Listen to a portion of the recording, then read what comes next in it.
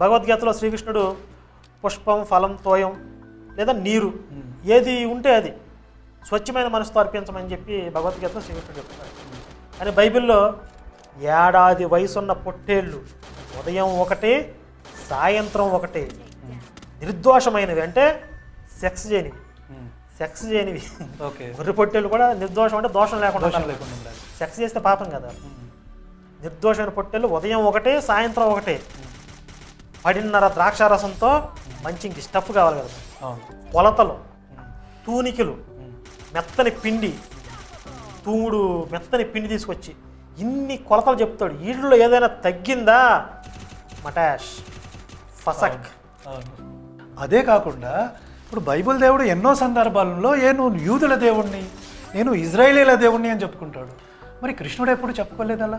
అంటే వాళ్ళకు ఉన్నటువంటి సంకుచిత తత్వం. ఇప్పుడు ఆ బైబిల్ రచయిత